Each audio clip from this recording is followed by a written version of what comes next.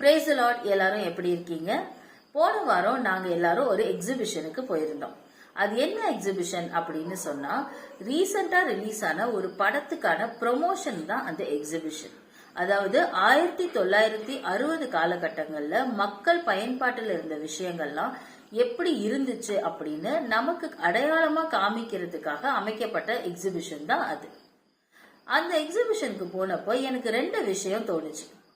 முதல் விஷயம், இப்படிதான் அந்த காலத்துல இதெல்லாம் இருந்துச்சா அப்படின்னு எனக்கு பார்க்க தோணுச்சு. ரெண்டாவதா ஒரு விஷயம் தோணுச்சு, அதை தான் இன்னைக்கு நான் உங்க கூட ஷேர் பண்ண போறேன். ஸோ வாங்க அதை ஒரு பாயிண்டா நம்ம பார்க்கலாம். ஸோ முதல் பாயிண்ட் என்ன அப்படின்னா, அங்க அமைக்கப்பட்டிருந்த அந்த எக்ஸிபிஷன்ல அமைக்கப்பட்டிருந்த எந்த ஒரு விஷயமே ரியல் கிடையாது. அதாவது இப்ப அது ரியல் கிடையாது, ஆனா ஒரு காலத்துல இதே மாதிரி தான் ரியல்ல இருந்துச்சு. ஸோ அதே மாதிரி தான் நம்மளுடைய ஆலயங்கள்ல சர்ச்சஸ்ல இருக்கிற சுரூபங்கள் எல்லாமே அது நமக்கு ஒரு அடையாளத்துக்காக வைக்கப்பட்டிருக்கு. அதாவது இந்த உலகத்துல மனுஷனா வாழ்ந்தப்ப இயேசு கிறிஸ்து எப்படி இருந்தாரு அப்படிங்கிற மாதிரி, இல்ல மாதா எப்படி இருந்தாங்க, புனிதர்களும் சீடர்களும் எப்படி இருந்தாங்க அப்படின்னு நமக்கு அடையாளத்துப்படுத்தி காமிக்கிறதுக்காக வைக்கப்பட்டிருக்கிறது தான் அந்த சுரூபங்கள் எல்லாமே. ரெண்டாவது பாயிண்ட், அந்த எக்ஸிபிஷன்ல இருந்த பொருட்களை இப்ப எனக்கு பயன்படுத்த முடியுமா, அதை வச்சு நான் பயனடைய முடியுமா அப்படின்னா முடியாது. உதாரணத்துக்கு அங்க இருந்த ட்ரெயினர்ல நான் ஏறி டிராவல் பண்ண முடியுமானா முடியாது. அங்க இருந்த போஸ்ட் ஆபீஸ்ல எனக்கு பிடிச்சவங்களுக்கு லெட்டர் போட முடியுமானா முடியாது. ஏன் அங்க இருந்த ஒரு ரேடியோ ஸ்டேஷன்ல எனக்கு பிடிச்ச பாட்டை கேட்க முடியுமானா முடியாது. ஏன்னா அது எதுவுமே இப்ப ரியல் கிடையாது, ஒரு மாடல். அதே மாதிரிதான் சுரூபங்கள் எல்லாமே அடையாளத்துக்காக வைக்கப்பட்டிருக்கு. அதனால அதை நம்ம போய் முத்தி கொடுக்கறதுனாலயோ, இல்ல மெழுகு திரி ஏத்துறதுனாலயோ, இல்ல சாம்பிராணி காமிக்கிறதுனாலயோ, இல்ல விதவிதமான மலர்களாலும் மாலைகளாலும் அலங்காரப்படுத்துறதுனாலயும் எந்த ஒரு பயனும் இல்ல. அது சிலை வழிபாடு. மூணாவது பாயிண்ட், இப்ப உங்க எல்லாருக்குமே ஒரு கேள்வி வரலாம், அது சிலை வழிபாடு அப்படின்னா ஏன் நம்ம திருச்சபையில அதுக்கு அலோவ் பண்ணிருக்காங்க, ஏன் நம்ம ஆலயங்கள்ல சுரூபங்கள் வச்சிருக்காங்க, அது சிலை வழிபாடு தானே, ஏன் சுரூபங்கள் எல்லாம் வச்சிருக்காங்க அப்படிங்கிற கேள்வி உங்களுக்கு வரலாம். சோ அதுக்கான விடை நான் சொல்றேன். ஒரு ஆலயத்துல இல்ல நம்ம வீட்டுல சுரூபங்களோ இல்ல படங்களோ வைக்கிறதுனால அது சிலை வழிபாடு கிடையாது. அப்படி அது சிலை வழிபாடு அப்படின்னு சொன்னா முதல்ல நம்மள சிலை வழிபாடு செய்ய சொன்னது பிதாவாதான் இருக்கணும். எப்படின்னு கேக்குறீங்களா? பழைய ஏற்பாட்டுல எண்ணிக்கை நூல்ல ஒரு இன்சிடென்ட் இருக்கு. இஸ்ரேல் மக்கள் எல்லாருமே ஒரு கட்டத்துல ஆண்டவருக்கும் மோசேக்கும் எதிராக முணுமுணுக்கிறாங்க. அப்ப ஆண்டவர் கோபம் கொண்டு அவங்களுக்கு மத்தியில ஒரு விஷமான சில பாம்புகளை அனுப்புறாரு. அந்த பாம்புகள் எல்லாமே அவங்கள கடிக்கவே அவங்க ரொம்ப பயந்து போய் மோசே கிட்ட மன்றாடுறாங்க. மோசையும் ஆண்டவர் கிட்ட மன்றாடுறப்போ ஆண்டவர் என்ன சொல்றாரு, ஒரு வெண்கலத்துல பாம்பு செஞ்சு அந்த இடத்துல வை, அதை யாரெல்லாம் பாக்குறாங்களோ அவங்க குணமாயிடுவாங்க அப்படின்னு சொல்றாரு. அப்ப ஆண்டவர் நம்மள சிலை வழிபாடா செய்ய சொன்னாரு? கிடையாது. இந்த இடத்துல நம்ம கவனிக்க வேண்டியது என்னன்னா, ஆண்டவர் யாரையும் அந்த பாம்பை வணங்க சொல்லல, அவர் அந்த பாம்பை பார்க்க சொன்னார். சோ பாக்குறதுக்கும் வணங்குறதுக்கும் நிறைய வித்தியாசம் இருக்கு. ஆண்டவர் எதுக்காக அந்த வெண்கல பாம்பை பார்க்க சொன்னார்? அதே மாதிரி அந்த வெண்கல பாம்பை பார்த்தவங்க எல்லாமே குணமடைஞ்சது எப்படி? ஆண்டவர் அந்த பாம்புல ஏதாவது பவர் வச்சிருந்தாரா என்ன? கண்டிப்பா கிடையாது. ஏன்னா அந்த பாம்பை பார்த்த ஒவ்வொருத்தரும் பார்த்த உடனே என்ன சொல்லியிருப்பாங்க, பயந்து போய் ஐயோ இனிமேல் நான் ஆண்டவருக்கு எதிராக எந்த முணுமுணுப்பும் முணுக்க மாட்டேன், நான் எதுவுமே எதிர்த்து பேச மாட்டேன் அப்படின்னு சொல்லியிருப்பாங்க. அதனாலதான் அவங்க குணமடைஞ்சிருப்பாங்க. அந்த வார்த்தை தான் அவங்கள குணமடக்கிருக்கு.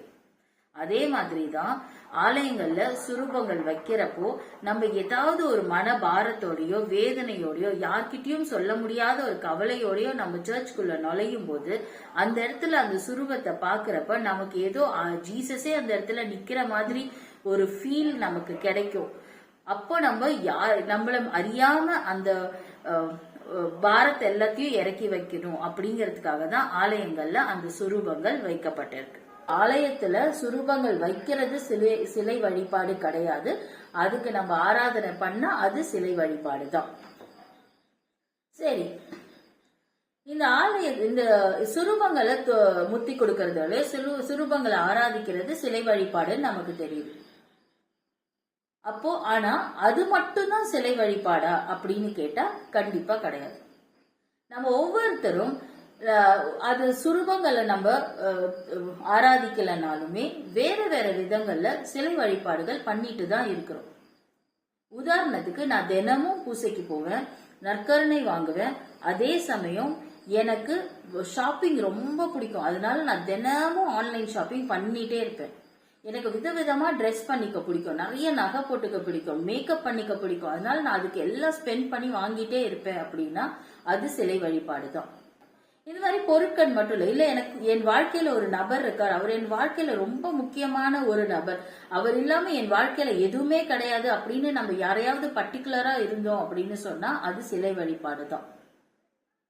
இல்ல நம்ம நிறைய நேரங்கள்ல நம்ம ரொம்ப பெர்ஃபெக்ட், நாங்க இதெல்லாம் இப்படி எல்லாம் இருக்கோம், நீங்க அப்படி இல்லையா, நீங்க இதெல்லாம் பண்றீங்க, நீங்க பண்றது தப்பு, நாங்க எங்க வாழ்க்கையில கரெக்டா இருக்கிறோம் அப்படின்னு நம்மள நாமே நிறைய நேரங்கள்ல பெர்ஃபெக்ட் நினைச்சிட்டு இருந்தோம்னா அதுவும் சிலை வழிபாடு தான்.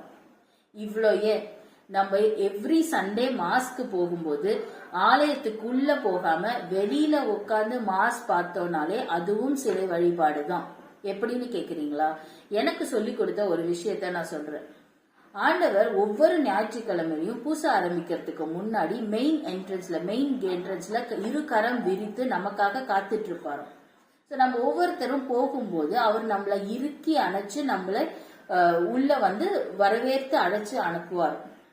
ஒரு கல்யாணத்துல ஒரு ஃபங்க்ஷன்ல எப்படி நம்மள ரிசப்ஷன்ல வெல்கம் பண்ணுவாங்களோ அந்த மாதிரி ஒரு திருப்பலிக்கும் முன்னாடியும் அந்த ஆண்டவர் அந்த இடத்துல இரு கரம் விரிச்சு நமக்காக காத்துட்டு இருப்பாரு. நம்ம வெளியில உட்காரும் போது என்ன நினைக்கிறோம்னா, இல்ல நான் இங்கேயே கம்ஃபர்டபுளா இருக்கேன் அப்படின்னு நம்ம நினைச்சிட்டு போறோம். ஆண்டவர் அவங்க வரப்போ இரு கரம் விரிச்சு அரவணைக்க காத்துட்டு இருக்கிறப்ப, இல்ல ஆண்டவரே நான் வெளியில உட்கார்ந்து எனக்கு கம்ஃபர்டபுளா இருக்குன்னு சொல்றப்ப நம்ம எதுக்கு ப்ரையாரிட்டைஸ் கொடுக்கறோம்? நம்மளுடைய கம்ஃபர்ட்னஸ்க்கு தானே ப்ரையாரிட்டைஸ் கொடுக்கறோம். அவர் நமக்காக காத்துட்டு இருக்கிறார், ஆனா நம்ம அவர் பக்கத்துல போகாம வெளியிலேயே உட்கார்ந்து இருக்கிறோம். அப்ப அதுவும் சிலை வழிபாடு தான்.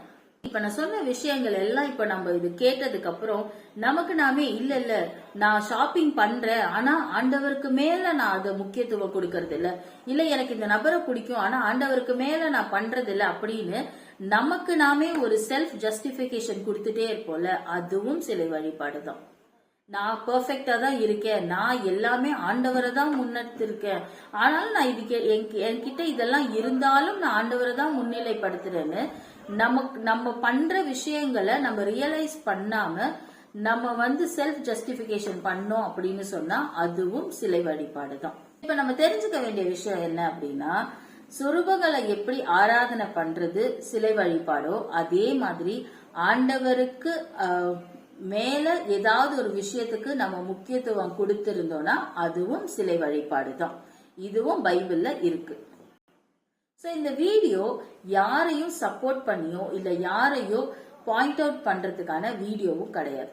நம்மள நாமே செல்ஃப் ரியலைஸ் பண்றதுக்கான வீடியோ. நம்ம வாழ்க்கையில சிலை வழிபாடு பண்ணிட்டு இருக்கோமா இல்லையா அப்படிங்கறத நம்ம ரியலைஸ் பண்றதுக்கான வீடியோ. கிறிஸ்தவ வாழ்க்கை அப்படிங்கிறது செல்ஃப் ஜஸ்டிபிகேஷன் கொடுக்கற வாழ்க்கையில இல்ல நான் கரெக்டா தான் இருக்கேன் அப்படின்னு சொல்ற வாழ்க்கையில நம்ம பண்ற தவறுகள் நமக்கு உணர்த்தப்பட்டா அதை செல்ஃப் ரியலைஸ் பண்ணி அதை உணர்ந்து மாத்திக்கிறதுக்கான ஒரு வாழ்க்கை தான் கிறிஸ்தவ வாழ்க்கை. நம்மள நாமே செல்ஃப் ரியலைஸ் பண்ணுவோம், ஆசீர்வாதத்தை பெற்றுக்கொள்வோம். ஆமென்.